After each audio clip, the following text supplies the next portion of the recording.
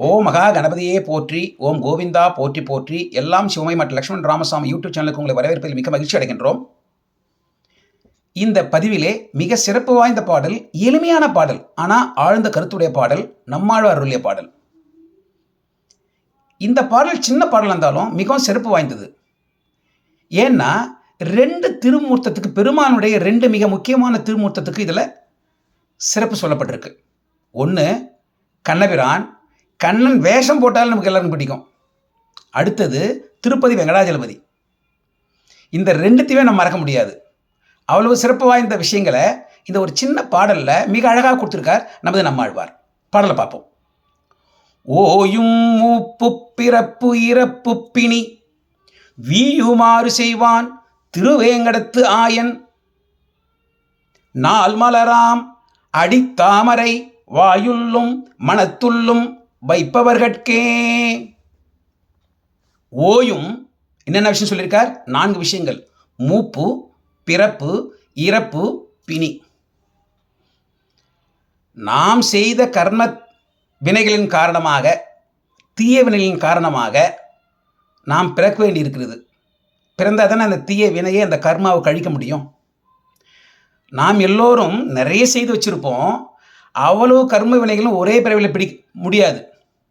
ஆகவே தான் இறைவன் என்ன பண்ணுறார்? நம்மீது கொண்ட கருணையின் காரணமாக அதுலேருந்து கொஞ்சம் தீய வினைகள் நமக்கு கொடுத்து அனுப்பிச்சிருக்கார். இன்னும் நிறைய பாக்கியம் இருக்குது. அதன் காரணமாக நாம் பிறக்கின்றோம்.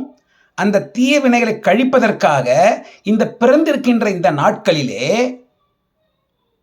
நாம் படாத பாடுபடுகின்றோம். ஏகப்பட்ட துன்பங்கள், அப்பப்போ கொஞ்சம் சிற்றின்பங்கள் வந்துட்டு போனாலும் கூட நாம் படுகின்ற துன்பம் அதிகமானது. அவர்களுக்கே அது தெரியும். இதுக்கு தனியாக ஒரு விளக்கமே தேவையில்லை. அவர்களுடைய வாழ்க்கையே அவர்களுக்கு இதை சொல்லிக் கொடுக்கும். அவ்வளவு துன்பம் நிறைந்தது இந்த பிறப்பு. அப்படி பிறந்தவர்கள் நம்ம கொஞ்சம் கொஞ்சமாக வளர்ந்து வளர்ந்து மூப்பை அடைகின்றோம். அந்த வயதான காலத்திலே நம்முடைய சக்தி நம்மை விட்டு சென்று விடுகின்றது. நம்ம இந்த தோல்லாம் கூட சுருங்கி போயிடுது. நம்மளால் தனித்து இயங்க முடிவதில்லை. நமக்கு ஒரு ஆதாரம் தேவைப்படுது. சில சமயங்கள் அந்த ஆதாரம் கிடைக்கிறதில்லை. அப்படி கிடைத்தாலும் அது நல்ல விதமாக இருப்பதில்லை. இது எல்லாவற்றையுமே நாம் எல்லோரும் நம் வாழ்க்கையிலே, நாம் வாழ்ந்து கொண்டிருந்த நாட்களிலே கண்கூடாக பார்த்து கொண்டிருக்கின்றோம். எல்லாருக்கும் தெரியும், எல்லாரும் பார்த்துருப்பாங்க. ஆகவே இந்த மூப்பை அடைவது, வயதான காலத்தில் நாம் படுகின்ற துன்பம் என்பது சாதாரணமாக இல்லை. அதுவும் மிகப்பெரிய துன்பம். இதுக்கு மேலே இந்த இறப்பு இருக்க, இந்த மரண பயத்தை கண்டு பயப்படாதவர்களே கிடையாது. பயங்களிலே அதிகப்படியானது மரண பயம் தான் சொல்கிறாங்க. அவ்வளோ கொடூரமானது அந்த மரண பயம். ஆக இறப்பு. இது மட்டும் இல்லாமல் வாழ்ந்து கொண்டிருந்த காலங்களிலேயே நம் உடலுக்கு நிறைய நோய் வருது, பிணி. இந்த உடலுக்கு மட்டும் அந்த நோய் வரதில்ல, அது மனதளவில் நம்ம நிறைய பாதிக்குது. மனதுக்கும் அது துன்பத்தை கொடுக்குது. இந்த நம்ம ஏற்கனவே நிறைய வினைகள் சேர்த்து வச்சிருந்தனால நம்ம பிறந்து இறந்து திரும்பவும் பிறக்கிறோம். இது ஒரு பிறவி சுழற்சி ஆயிடுது. ஆகவே இந்த துன்பத்தை பிறந்து பிறந்து அனுபவித்துக் கொண்டே இருக்கின்றோம். ஆகவே இந்த பிறவி என்பதே ஒரு பிணியாகி விடுகின்றது. ஆக ஒவ்வொருவருக்குமே இந்த வாழ்க்கையில் இந்த 4 விஷயங்கள் தான் மிக அதிகப்படியான துன்பத்தை கொடுப்பது, துயரத்தை கொடுப்பது. அதுதான் மூப்பு, பிறப்பு, இறப்பு, பிணி.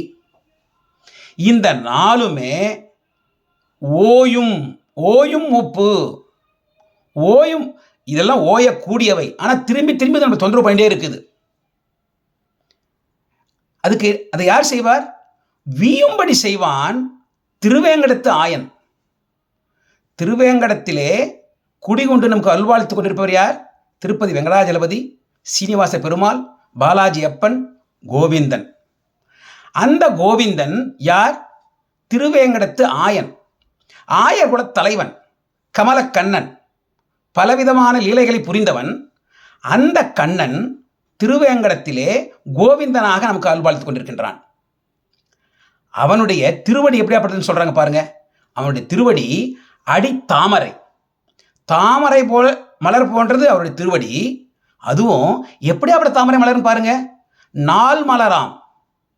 நாள்தோறும் மலர்கின்ற மலர், அப்பப்போ பூத்து குலுங்குகின்ற அந்த தாமரை மலர். ஏற்கனவே நேற்று புது தாமரை மலரை நம்ம இன்னைக்கு பார்த்தோம்னா எப்படி இருக்கும்? அது கொஞ்சம் வாடி போயிருக்கும், அந்த நறுமணம் இருக்காது, அந்த புத்துணர்ச்சி இருக்காது. ஆனால் அப்பப்போ பூக்கிற அந்த தாமரை மலர் எப்படி இருக்கும்? புதுமையாக இருக்கும், மென்மையாக இருக்கும், அழகாக இருக்கும், நறுமணம் முழுமையாக வந்து கொண்டே இருக்கும். ஆகவே நம்ம பெருமாளுடைய கோவிந்தனுடைய திருவடியும் அப்பொழுதே பூத்த புது தாமரை மலர் போன்றதுன்னா அந்த நறுமணம் வீசிக்கொண்டே இருக்கும், சிறிதளவும் வாடி இருக்காது. அப்படின்னா எவ்வளவு அன்பர்கள் அடியவர்கள் வந்தாலும் அவர்களுக்கு அந்த நறுமணத்தை வீசி அருள் செய்து கொண்டே இருப்பார் நமது கோவிந்தன் வெங்கடாஜலபதி. அந்த திருவடி உடைய அந்த வெங்கடாஜலபதியை, அந்த திருவடியை, அந்த ஆயனை, அந்த கண்ணனை வாயுள்ளும் மனத்துள்ளும் வைப்பார்கட்கே. அந்த திருவடியை மனதில், அந்த தாமரை மலர் திருவடியை நமது மனதில் வைத்து தியானிக்க வேண்டும். வாயுள்ளும், வாயார அந்த திருவடியின், அந்த கோவிந்தனின் பெருமையை பேச வேண்டும், புகழ வேண்டும். குறிப்பாக அவருடைய பாடல்களை பாடுவதாக இருக்கலாம், அவருடைய திருநாமங்களை சொல்வதாக இருக்கலாம், அவரது புராணங்களை படிப்பதாக இருக்கலாம். முக்கியமாக அந்த திருநாமங்களை சொல்லிக்கொண்டே இருக்க வேண்டும். ஓம் நமோ நாராயணாய, ஓம் கோவிந்தா, வெங்கடாஜலபதியை போற்றி, கமலக்கண்ணா போற்றி, இந்த மாதிரி அவர்களுக்கு தெரிந்த அந்த திருநாமங்களை, கோவிந்தனின் திருநாமத்தை சொல்லிக்கொண்டே இருக்க வேண்டும். வாயார சொல்ல வேண்டும், நல்ல வாய் விட்டு நல்ல சத்தமாக சொல்லணும். அதான் வாய் உள்ளம்.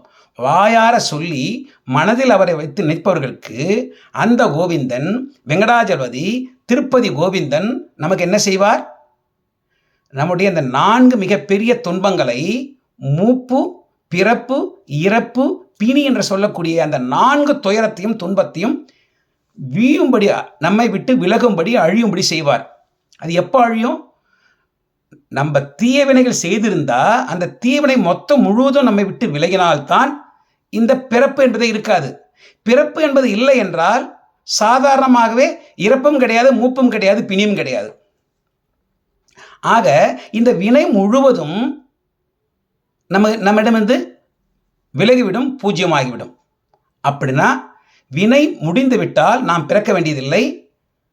பெருமாள் கோவிந்தன், வெங்கடாஜலபதி, கண்ணன், ஆயர்குல தலைவன் அவருடைய திருவடிகளில் நம்மை சேர்த்துக் கொள்வார், முக்தி கொடுப்பார். ஆக அவ்வளவு சிறப்பு வாய்ந்த பாடல் இந்த பாடல். நம்ம ஏற்கனவே குறிப்பிட்ட பிரகாரம் இந்த பாடல்ல எல்லோருக்கும் பிடித்த அந்த கண்ணனை பற்றியும் புகழப்பட்டிருக்கு. திருவேங்கடமுடையான், திருவேங்கடமலையான், கோவிந்தனை பற்றியும் சொல்லப்பட்டிருக்கு. ஆகவே இந்த பாடல் முக்கியமாக இந்த புரட்டாசி மாதம் சனிக்கிழமைகள், கிருஷ்ண ஜெயந்தி போன்ற நல்ல தினங்களிலும் எப்போ வேணாலும் பாடினே இருக்கலாம். அவ்வளவு சிறப்பு வாய்ந்த பாடல். இந்த பாடலை தொடர்ந்து நாம் பாடுவோம், கோவிந்தின் திருநாமத்தை சொல்வோம், சொல்லி நமது வினையை அறுத்து அவரது திருவடியில் சேர்வோம், இந்த 4 துயரங்களையும் வெல்வோம் என்று சொல்லி மறுபடியும் பாடல் பார்ப்போமா? ஓயும் மூப்பு பிறப்பு இறப்பு பிணி வீயுமாறு செய்வான் திருவேங்கடத்து ஆயன், நாள் மலராம் அடித்தாமரை வாயுள்ளும் மனத்துள்ளும் வைப்பவர்கட்கே. ஓம் கோவிந்தா கோவிந்தா கோவிந்தா. தவறாம உங்க கருத்துக்களை அந்த கமெண்ட்ஸில் பதிவு பண்ணுங்க. ஓம் கோவிந்தா போற்றி போற்றி போற்றி.